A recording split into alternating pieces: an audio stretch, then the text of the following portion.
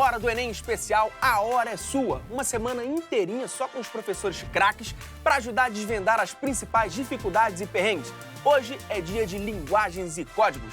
Então, para fazer o meio de campo com língua portuguesa, professora Marilúcia Corel. Na zaga da língua inglesa, ele, professor Daniel Sanches. De língua espanhola, o craque professor Antônio Ferreira. E para marcar aquele gol que é uma pintura, professora Malu. Prontos para o jogo?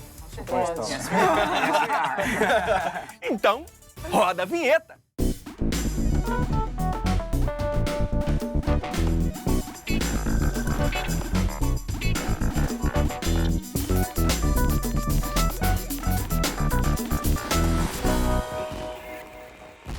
É isso aí, o seu Hora do Enem especial, a hora é sua, tá no ar.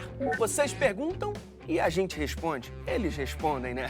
Bom, nós mapeamos algumas dúvidas da galera de casa. E o que sempre volta é: quando a questão tem um texto muito longo, tem que ler tudo? Como nós estamos diante de uma prova muito longa, iniciar lendo o enunciado e partir para o texto buscando essa resposta. Então, tudo se torna muito mais fácil.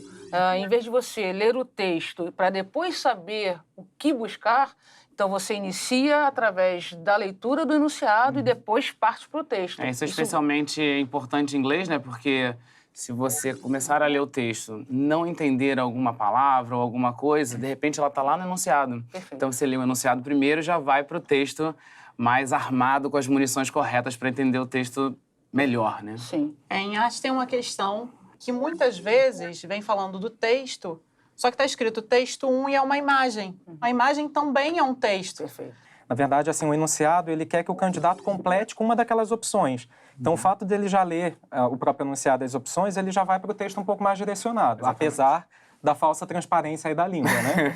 Mas aí vem a pergunta, a gramática. Gramática, o candidato tem que estar muito atento? É cobrada? Somos línguas estrangeiras, mas há diferenças. Sim. Assim, não que ele tenha que saber gramática, né? Na verdade, assim, o conhecimento de gramática é o que para eu entender um determinado gênero textual, eu preciso saber daquela língua. Claro que, assim, o aluno que se dedica, que lê um pouco mais, ele vai ter facilidade para responder as questões. Então a gramática ela funciona como uma ferramenta de entendimento e compreensão textual. Mas cair gramática mesmo, pergunta direcionada para gramática, não. Em língua inglesa não, e acredito que em língua espanhola Nem em português. também. Nem em português? Nem em português. O importante é sabermos a gramática na aplicação dessa gramática no texto. É importante a gente compreender, saber as regras, mas não espere uma pergunta do tipo qual é a oração coordenada utilizada. Não, a Nem questão complete qual a frase com o verbo correto. Ou a função, qual o sentido, qual o significado daquilo dentro do texto. Sim. Na edição do ano passado, da última prova, caiu uma questão de espanhol que realmente o candidato, sabendo que era um verbo de câmbio, de transformação, por ali ele nem precisava já ler as outras opções. Então foi a única questão, nesse período todo de existência, né, de Enem com língua espanhola, que foi necessário um conhecimento mais pontual, mais específico, né? Mas, por exemplo, se ele usasse o texto, ele chegaria à resposta? Chegaria. Entendi. Agora, tem um gênero textual que o candidato geralmente tem uma certa dificuldade de estudar, que é a poesia. A poesia ela é muito específica, porque ela não tem a ideia de informar ou de trazer uma notícia ou uma ideia concreta. Ela tem a ideia de emocionar. Então, a função dela é um pouco diferente, a estrutura dela é diferente. Porque ele brinca com as palavras, ele usa muito de metáfora, ele inverte a ordem. Então, nem sempre é fácil entender por conta da característica da estruturação da poesia. E esse medo é maior, né, no caso da língua inglesa, porque você imagina toda essa estrutura diferente colocada com um idioma que não tem nada, não vou dizer nada, mas é muito menos transparente do que é o espanhol. Então, pelo que a minha memória me diz, caíram três até hoje.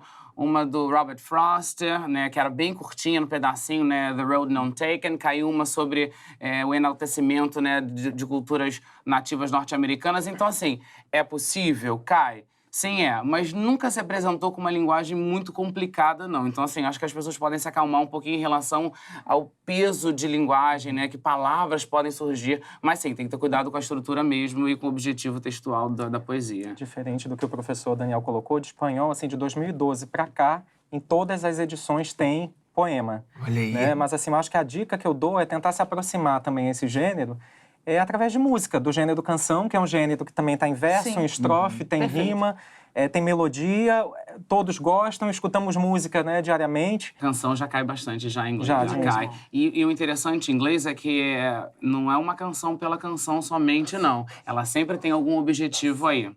Sempre tem um objetivo. Em artes, a gente pode falar da poesia concreta. Sim, perfeito. Né? Então, como o Enem ele gosta de movimentos mais modernos, ele tem uma pegada brasileira, a poesia concreta é o que vai juntar a poesia com a estrutura. A forma é importante para a poesia concreta. Como as palavras vão aparecer, a estruturação, o desenho do texto mesmo, ele é interessante. Então, como o Enem está sempre ligado em movimentos mais novos, mais recentes, falar de poesia concreta, dar uma olhada em poesia concreta é interessante para o aluno.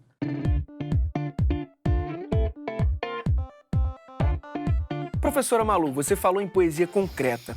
Conhecendo os movimentos artísticos, ajuda a interpretar a poesia de forma geral, na prova como um todo? Com certeza. Porque muitas vezes a imagem vem associada a um texto e, às vezes, esse texto pode ser uma poesia. Arte e literatura, elas andam muito juntas durante muito tempo. Vários movimentos estão falando, enquanto um estava pintando, o outro estava escrevendo sobre. Então, é importante, sim, você conhecer o movimento de forma bem ampla, o mais ampla possível. Pontualmente corroborando com o que você está dizendo, por exemplo, já caiu em prova de inglês um grafite de um grafiteiro super famoso. Acho que se você tem uma noção de arte boa, te ajuda em todas as provas, né? Exatamente. Já caiu o texto falando sobre Frida Kahlo, né? Então, se você tem um conhecimento de mundo aliado à arte e às demais, né, atualidades, isso te ajuda muito, né? Eu acho que te coloca naquele tempo. Exato. A questão da contextualização contextualiza para você, fundamental. exatamente. Porque, então, às vezes, a temática tratada depende desse contexto. Então, aquele texto, quando aparece, ele não vai ser uma surpresa para você. Pode estar distante no sentido do assunto, do objetivo, mas você conhece em que maneira ou como que aquilo foi produzido. Então, é um passo importante para interpretar aquele texto que está diante de você. Perfeito. Professor Antônio, a língua espanhola é muito pronominal, tá certo? Sim, é muito pronominal. Chama a atenção do aluno, quando ele está nesse processo de contato com a língua, os pronomes complemento, que no português a gente tem uma tendência, né, ou pronome pessoal, a gente tem uma tendência de apagar ou de repetir, então é repetição ele, ela. No espanhol a gente usa o pronome lo, los, lá, las, les, para substituir todas essas palavras. Não que ele não consiga dar conta de responder determinadas questões, mas também na última edição do Enem a gente teve um texto que por si só, já no primeiro parágrafo, ali vários pronomes complemento. Né? Então, assim, a dica também é começar a ler esses textos. É claro que o foco acaba sendo, né, a temática do texto, mas ir marcando não só os pronomes, mas outros conteúdos gramaticais que são importantes, como desinências dos verbos, para que você perceba se é no eixo do presente, no eixo do passado, no eixo do futuro. Você ir marcando também os marcadores discursivos, né? Isso é importante para inglês, sim, com certeza. Que para o espanhol também. Então, se você vai criando aquele glossário de elementos gramaticais mais recorrentes, você vai também, de uma certa forma, se familiarizando com a língua. Pode aproveitar e falar um pouco sobre a diferença entre pronomes anafóricos e catafóricos? A anáfora e catáfora são elementos de coesão textual. Tem no inglês, tem no português, tem no espanhol. Então, assim, a gente pode fixar essa dica. A anáfora é o que vem antes. Eu vou dar um exemplo, então. Então, o nome, o referente virá antes e o pronome depois. Então, Maria está passando por um problema. Ella es luchadora. Então, esse ella está resgatando esse nome principal, então é o que vem antes. Já os termos catafóricos são aqueles que vêm depois, pode estar fora do texto ou bem depois de uma informação. Então, vou dar só um exemplo pontual. Le dije a Pedro. Assim, o le está antes, só que esse le está fazendo referência ao nome que veio depois, né? Mas é importante perceber que a catáfora e a anáfora não acontece só com pronome, acontece também com advérbio. Me iré a México. Allá haré um curso de espanhol. Então, este allá, que é um advérbio, está fazendo referência a esse nome. E já em língua inglesa, professor? É um pouquinho mais simples do que o espanhol, né? É uma língua mais simples, sem dúvida, tá? O inglês é uma língua estruturalmente muito mais simples, mas sim, funciona como elemento, né, de coesão. Como você tem aqui da Frida, lá embaixo, falar the artist, né? E esse artista ser, exatamente, falar dela. E então, dessa maneira, como elemento de coesão, de entendimento e compreensão do texto, sem dúvida, a questão da anáfora e da catáfora, assim, em inglês a questão de desinência, ou ela é não existente ou ela é mais simples. Então, você tem que analisar o eixo verbal normalmente pelos verbos auxiliares, né? Do, does, did, will, would, por aí vai. Mas no verbo mesmo você tem poucas mudanças, não é que não haja. Mas é bem mais simples de você perceber o eixo temporal do que no espanhol e em português também.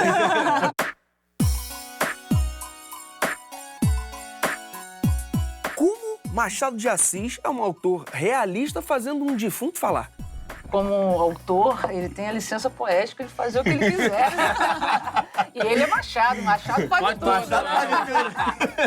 Mas a literatura, ela permite essa liberdade de você dar voz a personagens, a objetos, ao tempo. Né? Então, trazer um morto falante é uma maneira de você impactar, impressionar, fazer diferente. O morto não falou à toa. Então, professora, em que movimento se enquadra Machado de Assis? É muito complicado enquadrar Machado de Assis, tá? Historicamente falando, ou cronologicamente falando, ele o enquadra no realismo. Mas ele tem características muito diferenciadas que podem levar ao naturalismo, que podem levar até mesmo à retomada do romantismo. Então, é observar cada obra de acordo com a temática que ele trata, a abordagem que ele vai fazer. Machado surpreende. É um autor muito utilizado no Enem, com certeza, é uma referência. E aí é observar cada obra, o seu contexto, a sua maneira de lidar, mas considerando que ele se enquadra cronologicamente nessa fase do realismo. Mas o bom é ler, né? Sim. O bom é ler, né? Tá no metrô, dá uma lida, entendeu? Pega o Machado, dá uma lida, começa com os textos menores, exatamente. Né? Fica mais fácil, vai para se habituar com a linguagem, depois pega um texto maior. Até perceber essas nuances. Essas diferenças, entendeu? Que momento ele estava falando do quê, né? Que elementos Que elementos ele está trazendo, da onde, entendeu? E você vai comparando, aí vai entendendo por que é rico, por que cai tanto. Por que pode tudo, como você disse. Exatamente. Bom, em 2018, a gente comemora aí 90 anos do Manifesto Antropófago. E aí já é uma conversa sem fim entre língua portuguesa e artes, né? Com certeza. É uma dobradinha boa. A Tarsila, quando ela volta da Europa, e aí vai se juntar com o Oswald e outros também, né, que é conhecido o Grupo dos Cinco, mas depois ela casa com o Oswald e vão criando os movimentos. Então, ela primeiro cria o Pau-Brasil, e aí ela vai se inspirar na estética que vem de fora, que é na estética cubista, e vai falar das cidades, das fábricas, que tem essa influência do futurismo. Perfeito. No texto do Oswald. E aí eles saem em viagem pelo Brasil, e aí é onde vai surgir o antropofágico, o movimento antropofágico. Oswald escrevendo e ela pintando. E a estética é uma estética que vai estar mais perto do surrealismo, né? Uma estética onírica. E ela vai falar muito da nossa cultura, né? Vai retomar essas lendas indígenas e tudo mais. O Oswald vai dizer que a gente pode aproveitar o que vem de fora, mas que a gente que não venha enlatado, que a gente não fique com um pensamento enlatado do que vem de fora. Perfeito. Que a gente tenha um olhar crítico para a cultura externa, mas que a gente aprenda a valorizar o nosso. Perfeito. E aí a maioria dos quadros dessa fase, né, que é até uma fase bem curtinha, né, ela vai de 28 a 30, depois eles vão se ligar em coisas mais sociais, mais políticas. Os quadros, a maioria tem nome indígena, então é o Abaporu, é o Urutu, são coisas assim que é essa valorização do nosso, que é esse nosso resgate, que é uma coisa que eles vêm falando desde a semana de 22. Sim. A semana de 22 já tenta surgir com essa proposta de brasileiro e, ao mesmo tempo, influenciado pela cultura europeia. 2018, um ano cheio de eventos, né, comemorações. São 50 anos de lançamento de duas músicas dos Beatles. Sim. Hey Jude e Revolution. Revolution. Vale a pena a gente ficar atento, dar uma lida nessas letras? Então, vale sim. Na verdade, vale a pena ficar atento a toda música que traz consigo alguma informação relevante ao que a gente vive hoje. Hey Jude não diria que seria uma aposta muito grande por ser uma música mais sentimental. Já o Revolution é uma música que mostra insatisfação com aquilo que se vive, né? E o que mais existe nesse momento se não insatisfação com o momento em que a gente vive, né? E várias questões do Enem trouxeram músicas com essa temática, né? Uma música como War, né? Como Masters of War, né? Do Bob Dylan, do Bob Marley, eram músicas que comentavam a guerra por interesses econômicos, né? A guerra por diferenças de classes sociais. Você tem músicas como do Paul McCartney, já que a gente está falando, né? Dos Beatles, né? Que foi o Ebony and Ivory, né, que vinha falando sobre respeito étnico. Então, assim, vale a pena ficar prestando atenção em qualquer tipo de música, qualquer tipo de canção que traga consigo alguma informação relevante ao que está acontecendo com a gente. Então, Revolution é uma aposta interessante. Assim. E aí é que nem o texto do Machado, né, gente? Só no metrô. Ouve música boa, Ouve música boa. Ouve música boa.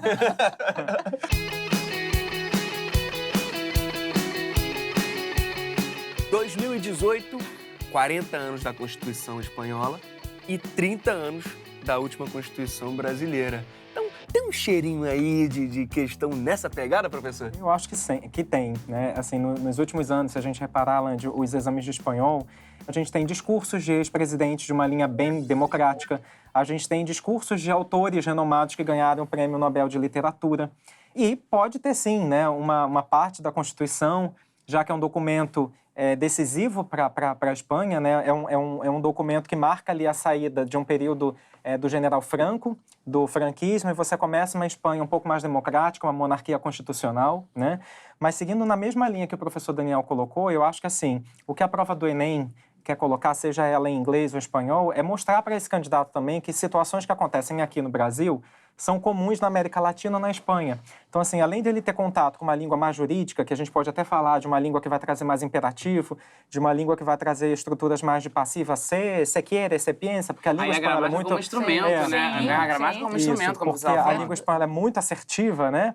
Mas, assim, eu acho que pode trazer um debate, porque se a gente pensar essa Constituição, ela é diferente dos outros países também, porque ela só abriu uma brecha em 1990, 1992, para que os estrangeiros também pudessem votar. Então, é mais uma possibilidade de discussão, já que o tema da imigração, dos estrangeiros, também é muito exigido no Enem, cai muito esses temas, né?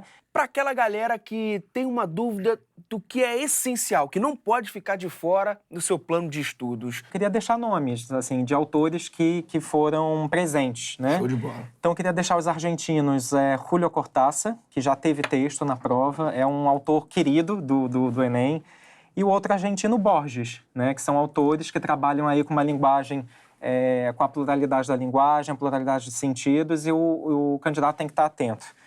Por outro lado, um escritor também muito querido, assim, não ainda do exame, mas, assim, inclusive dos alunos das provas de histórias, é o Galeano. E o Galeano, assim, ele problematiza política, problematiza economia e problematiza futebol. A gente está no ano de Copa, né? Então, eu acho que também vale a pena o candidato ficar atento a essas temáticas sobre futebol que vão acontecer, essa troca de cultura.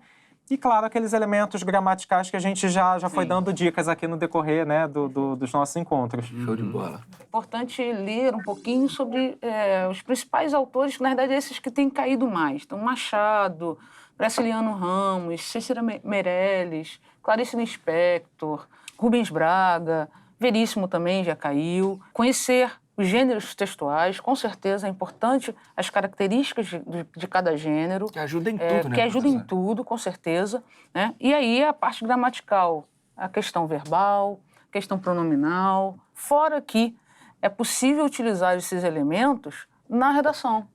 Então, se você tem, por exemplo, dependendo do tema que vem a redação, você pode puxar um autor desse, você pode puxar a Constituição. Você falou em 30 anos de Constituição, esse ano também a Declaração de Direitos Humanos completou 70 anos. Então, são textos que, apesar de estarem um pouco distantes da gente, porque terem essa ideia mais legal, eles podem fazer parte como recurso na redação. Exatamente. Você pode fazer referência a eles. Então, a leitura não é só para as questões objetivas, mas também para a construção da redação. Para a prova inteira. Com certeza.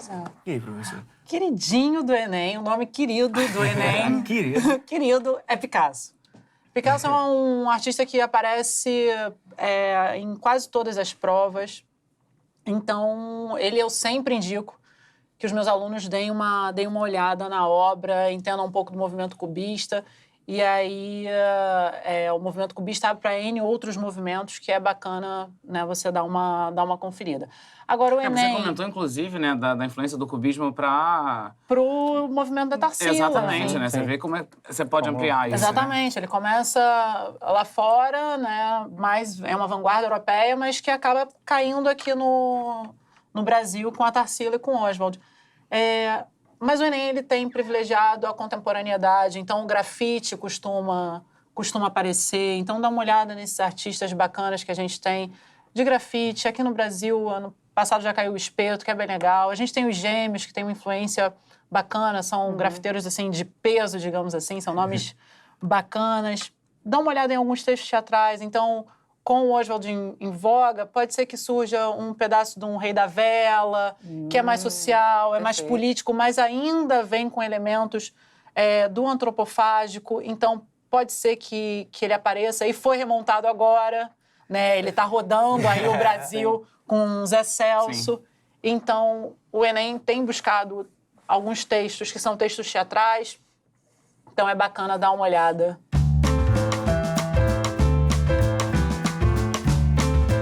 Inglês, professor? Bem, já para inglês eu vou... Todo mundo acha que coloca língua estrangeira, né, no mesmo pacote, a prova de língua estrangeira é uma só, né? Não, né?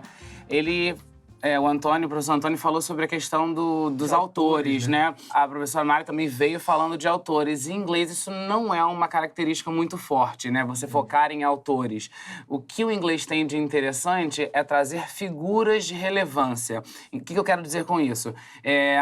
Ele já trouxe questão que fala da Frida Kahlo, trouxe questão que falou do Steve Jobs, trouxe questão, né, que falou sobre J.K. Rowling, né? Traz músicas de artistas de renome, né? Coldplay, Paul McCartney, Bob Marley. Então, se você presta atenção nesses artistas ou nessas pessoas de relevância, né, como Steve Jobs na questão da tecnologia, você está mais preparado, mais pronto para ler melhor. Bem, se vem um texto do Steve Jobs, eu sei quem é ele. Se vem um texto falando sobre a J.K. Rowling, eu sei quem é ela. Isso te deixa mais próximo do texto, te contextualiza. As palavras ficam mais fáceis de serem compreendidas. Isso é um ponto. Gramática como instrumento, tá? O professor Antônio falou sobre a questão de marcadores de discurso, né? Para manter aquela coesão textual. Isso é muito importante em língua inglesa, né?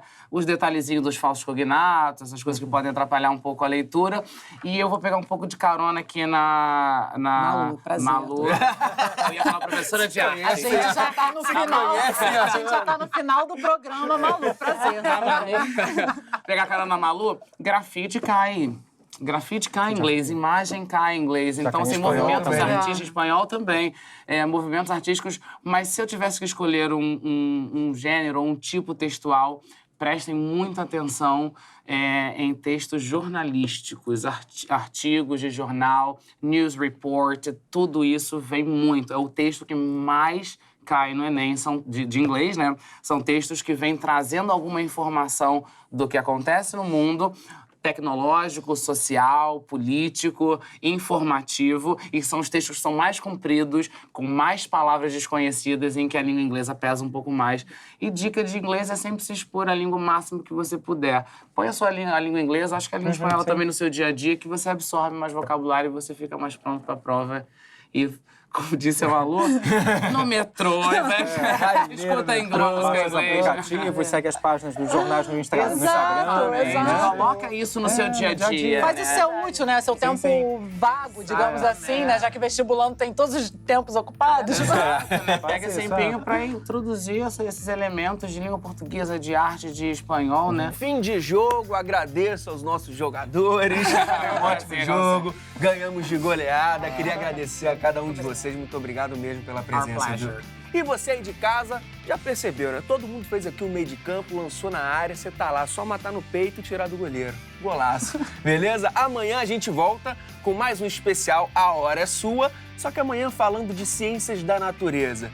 Beleza? Então, sempre que tiver dúvidas, manda pra gente lá nas nossas redes sociais. E até amanhã. Bom programa a todos, senhores. Valeu, Mandu. Obrigado, voz.